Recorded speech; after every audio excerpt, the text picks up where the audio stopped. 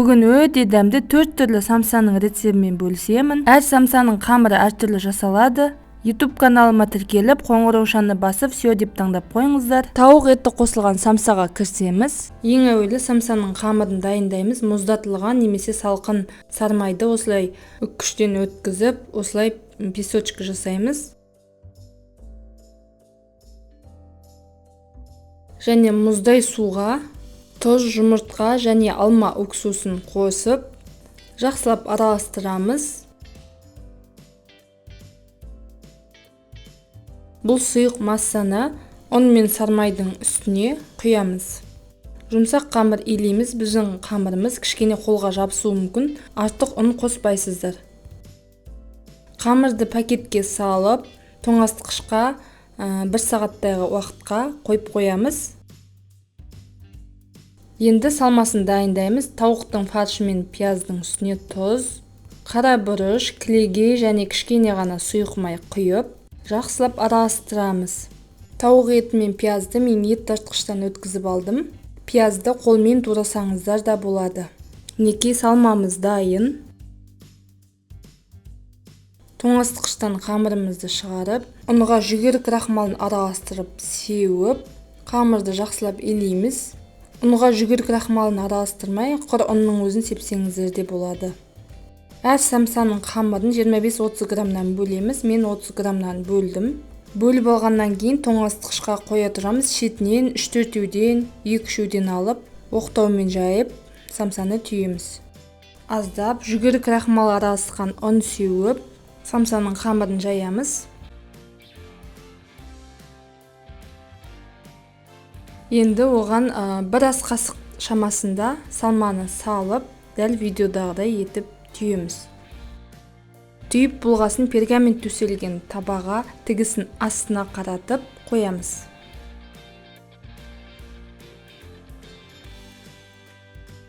Әр самсаның қамырын осылай түйіп шығамыз.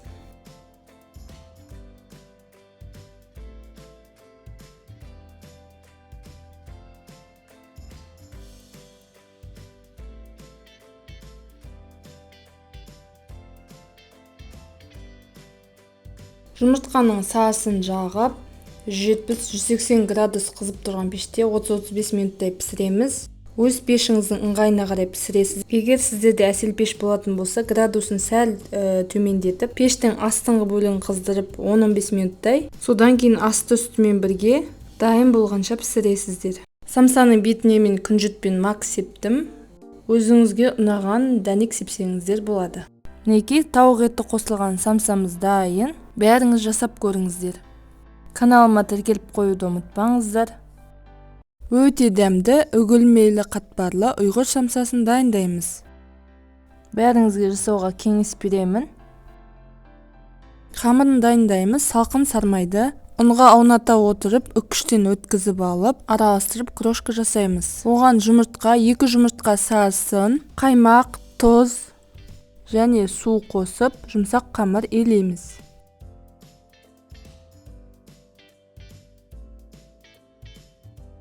Еліп болған қамырды теңде 2 бөлікке бөліп, пакетке немесе пищевая пленкаға салып, тоңазытқышқа 1 сағатқа қойып аламыз. Салмасын дайындаймыз.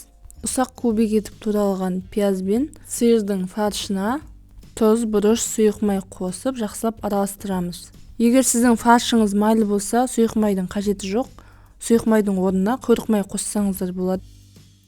Салмамыз мінекей дайын. Тоңазытқыштан 1 сағаттан соң қамырды алып, ұн себе отырып, жаямыз. Қамырды жайған кезде тым жұқа етіп те, тым қалың етіп те жаймаймыз. Жұқалығы орташа болу керек.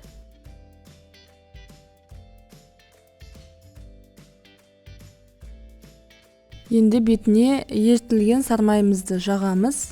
Негізі қамырға қосатын және бетіне жағатын сармайды қолданған кезде таза сливочный май қолдансаңыздар, қамырды жаю және түйу барысында еріп кетеді және жұмыс жасауға қиындық туғызады. Сол үшін мен 72% сармай қолдандым. Бірақ таза сливочный май қоса берсеңіздер де болады. Мен алдында таза сливочный маймен жұмыс жасап көрдім. Жұмыс істеу барысында майы еріп кетеді. Бұл самса қамырының фишкасы. Осылай арасына ұн себіп жібереміз. Ауа өтпейтіндей етіп, нығыздап осылай рулет сияқты орап шығамыз. Орап болған қамырымызды тоңазытқышқа 2-3 сағатқа қойып аламыз. Мен мұздатқышқа жарты сағатқа қойып алдым. Екінші қамырды да морозильникке қойып қоямыз. Мен екінші қамырды басқа кездері жасайтын боламын. Мұздатқышта тұра береді.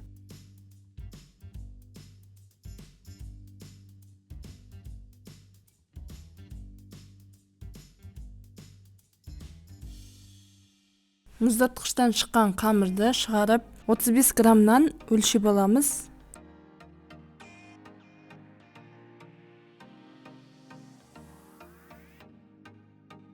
Өлшеп алған қамырларды ұн себе отырып жаямыз. Ұнды тым көп мөлшерде сеппеңіздер.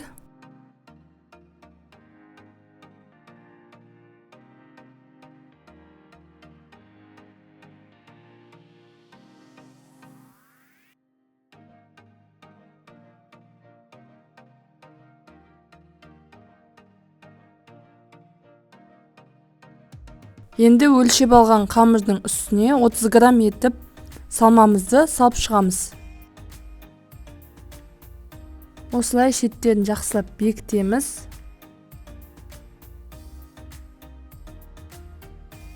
Бекіткен жерімізді осылай қайырып шығамыз.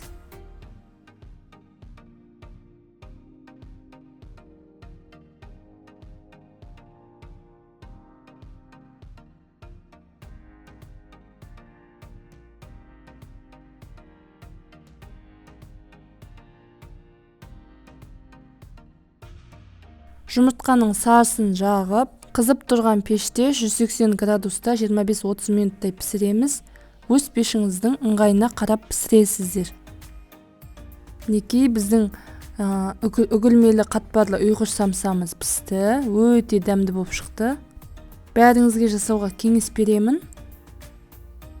Видео ұнаса достарыңызға поделиться етіп, лайк басып, пікір қалдырып, қолдап қойыңыздар. Каналыма тіркелмеген болсаңыз тіркеліп, қоңыраушаны басып қойыңыздар. Дастарханға ерекше сән беретін шашлық самса дайындаймыз. Самсаның қамырын дайындаймыз. Ыдысымызға сүт, ерітілген сармай, тұз және қопсытқыш қосып, жақсылап араластырамыз. Сүт массасын ұнға қосамыз. Жұмсақ қамыр илеп болған қамырды пакетке салып, тоңазытқышқа жарты сағатқа қойып аламыз.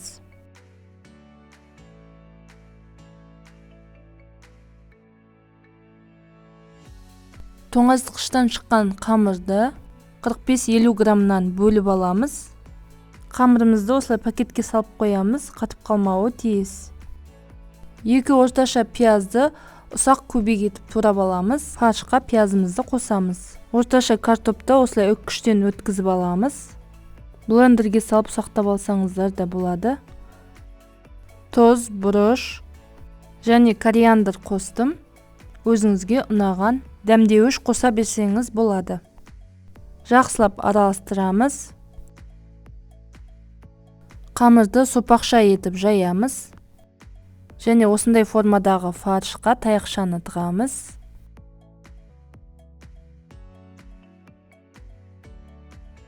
Қамырдың ортасына осылай қоямыз. Шетін кескішпен немесе пышақпен осылай кесіп шығамыз.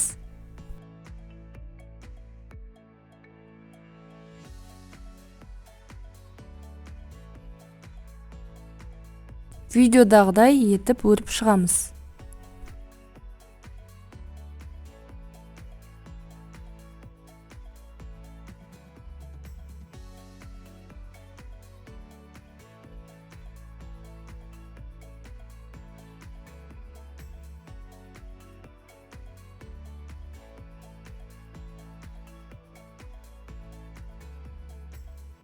Мінекей самсамыздың формасы осындай болып шығады. Түсінікті болу үшін тағы да бір көрсетіп жіберемін.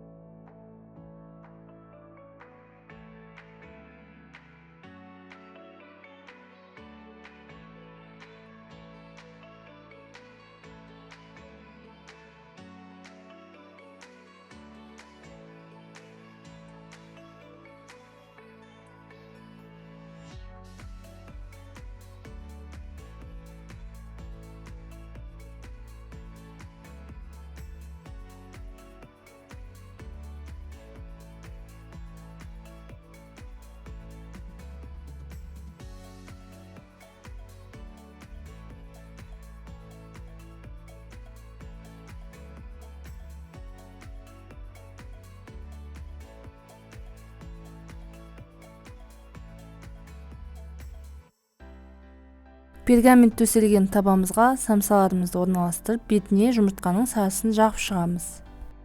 Бетіне қалаған дәнек сепсеңіз болады. Мен қуырылған күнжітпен қара зеренің дәнегін сеуіп шықтым.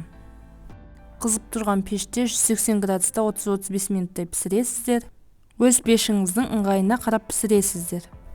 Видеоға лайк басып, пікір қалдырып қолдап қойыңыздар. Келесі жаңа видеода кездескенше астарыңыз дәмді болсын. Бүгін өте дәмді рогалики самса дайындаймыз. Үгілмелі және ашытылған қамырдан жасалады. YouTube каналыма тіркеліп, қоңыраушаны басып, все деп таңдап қойыңыздар. Келесі жаңа видеоларымды жіберіп алмаңыздар.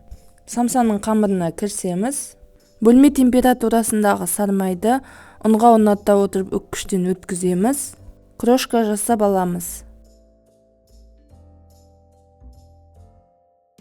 Оған 2 жұмыртқа мен 1 жұмыртқаның сары уызын қосып, қант қосамыз. Мен қамыс қанттан қостым, кез келген қант қоссаңыз болады. Және ашытқы, басқа жеріне тұз қосып, үстіне жылы сүт құйып, қамыр илейміз.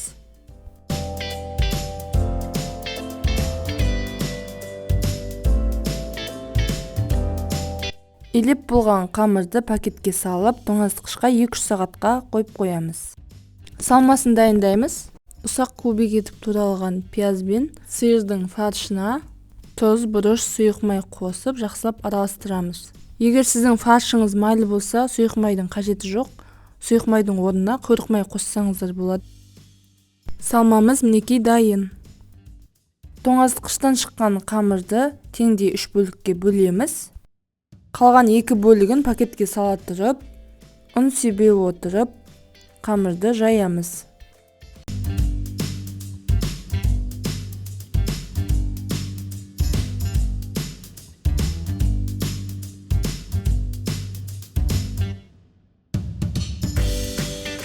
Жұқалау етіп жайып болғаннан соң, қамырды 8 бөлікке бөлеміз.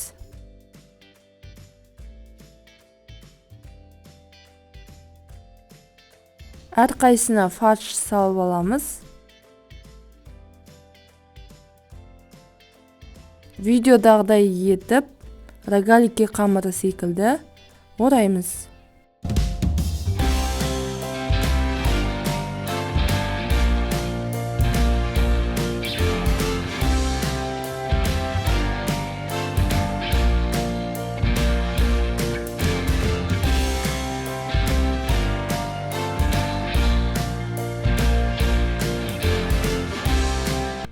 Пергамент төселген табамызға салып, бетіне жұмыртқаның сары уызын жағып шығамыз.